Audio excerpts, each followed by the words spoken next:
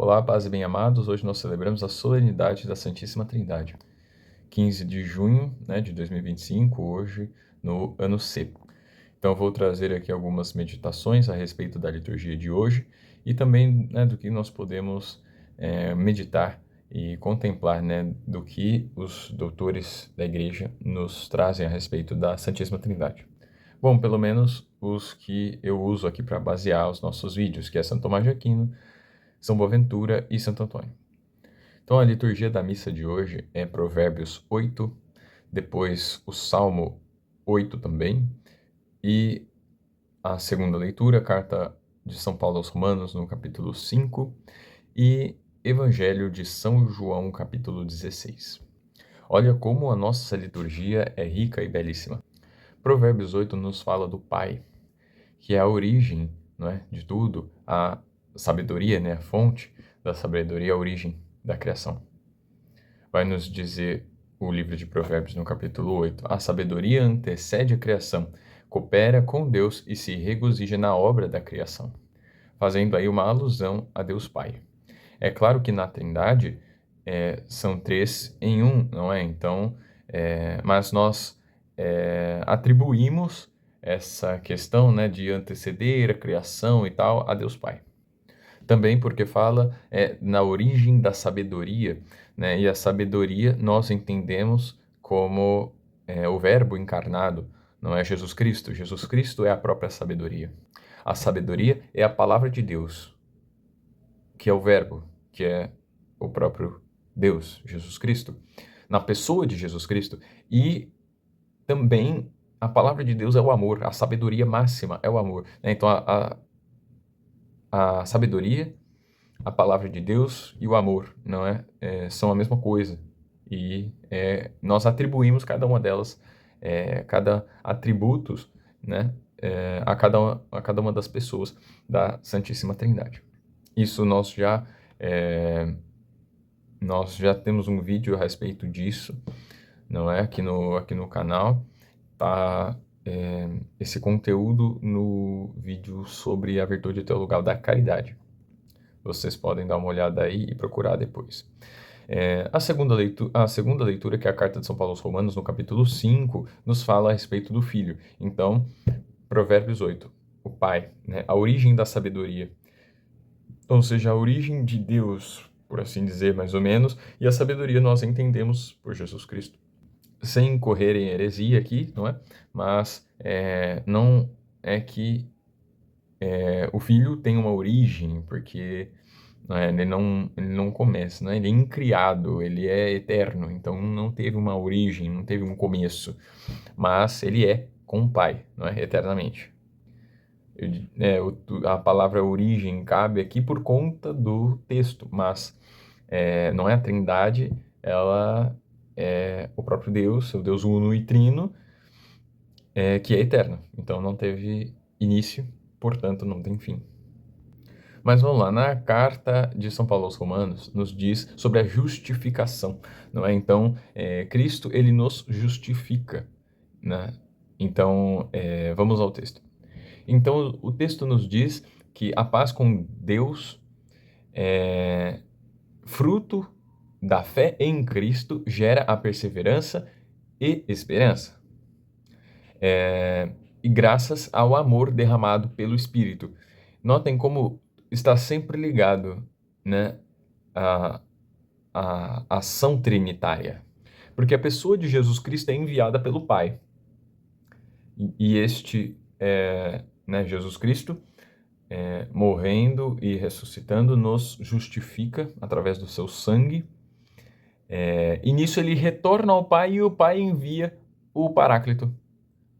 E a obra da redenção se dá na ação do Espírito Santo, que nos traz a comunhão com o Filho e, portanto, com o Pai.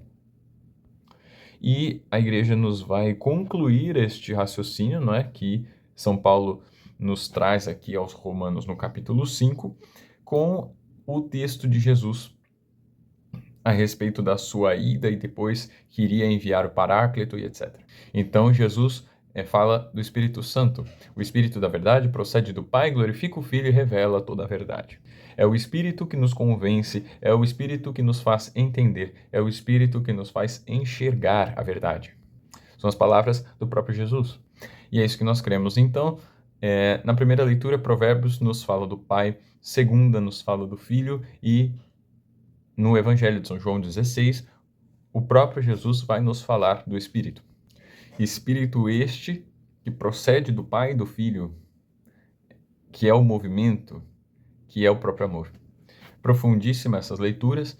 Aqui, São Tomás de Aquino, na Suma contra os gentios, ele vai nos dizer a respeito da Santíssima Trindade. Porque das religiões abraâmicas, que é o islamismo, judaísmo, em ordem cronológica, né? O judaísmo, o cristianismo e o islamismo, somente os cristãos creem na Santíssima Trindade. Isso era uma mensagem importantíssima do Evangelho e da pessoa de Jesus Cristo. Ele nos vem anunciar o Pai, ele nos vem anunciar, né, a vida eterna que se dá no Pai, não é? E porque para os judeus o Pai já era conhecido, não é? Mas ele veio nos trazer, não é, o Pai, e pelo Espírito também, não é? Ele vem nos trazer, então, a revelação da Santíssima Trindade fica implícita nos Evangelhos. Ele não fala, né? Não há essa palavra Trindade nas Escrituras, mas este é um conceito muito claro, né, que Jesus nos traz, né? Quando ele diz que ele é um com o Pai e o Pai está nele, ele nos dá a entender a respeito da Trindade, dessa comunhão entre eles. De maneiras diversas, no Antigo Testamento já dá alguns sinais, não é, sobre o faça-se, no Gênesis também, que o Espírito pairava sobre as águas. Então, né, o faça-se, primeiro ele começa falando da criação, e o faça-se é a palavra, e depois o Espírito que paira sobre as águas, não é? Então, nós já vemos resquícios da Santíssima Trindade. É claro que no Antigo Testamento ainda não havia sido revelado, né?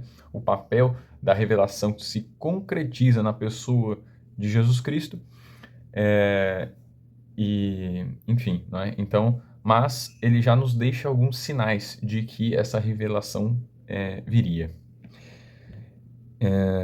Então, na Suma contra os Gentios, São Tomás de Aquino, ele evidencia, ele nos esclarece sobre a Santíssima Trindade, que é um ponto muito central, que é a doutrina da consubstancialidade, ou seja, o Pai, o Filho e o Espírito Santo, eles partilham de uma mesma essência, de uma mesma substância.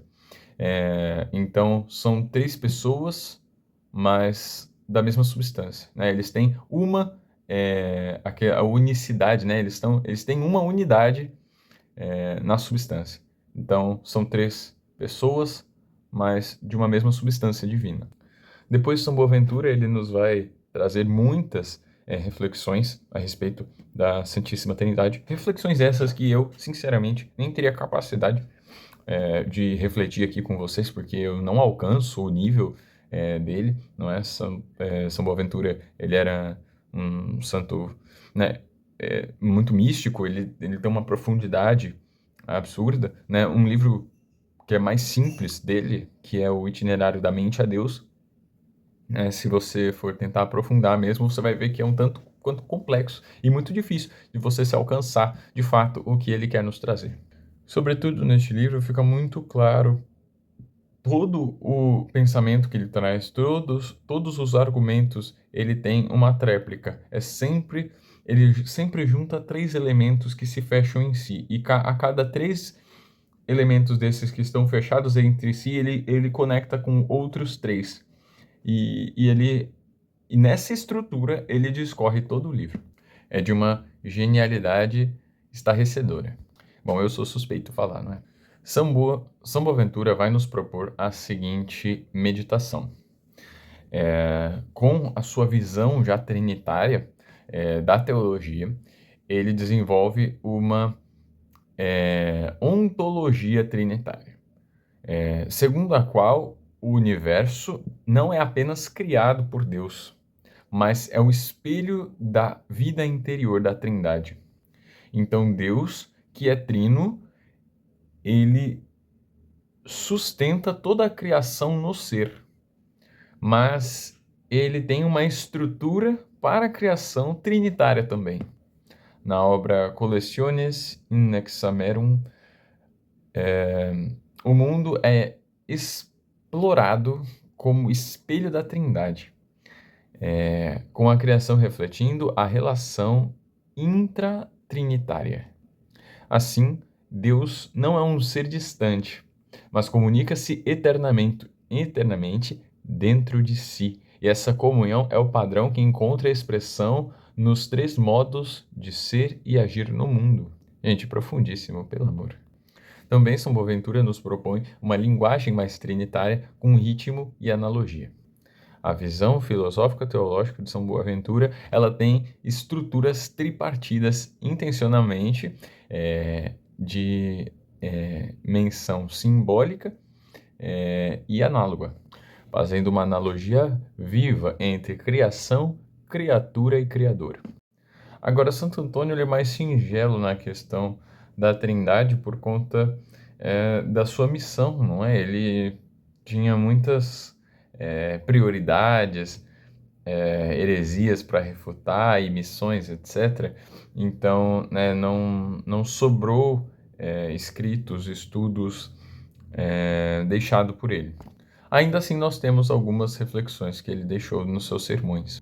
Tem um livro bem grosso chamado Sermões de Santo Antônio. Ali tem a maior parte dos escritos do doutor evangélico para nós. Então, Santo Antônio nos aponta a questão do mistério pascal, onde o Pai se revela enviando o Filho e gerando a redenção por meio do Espírito. E também ele enfatiza na liturgia a questão do sinal da cruz, onde a encarnação e a redenção nos revelam, vemos uma dinâmica trinitária encarnada no Cristo crucificado e entregue pelo Espírito. Enfim, essas foram as nossas reflexões aqui a respeito da Santíssima Trindade. Clique em gostei para nos ajudar a compartilhar e crescer aqui na plataforma. E é isso, eu vou ficando por aqui. Salve Maria, viva a Santíssima Trindade. Muito obrigado, paz e bem. Tchau, tchau.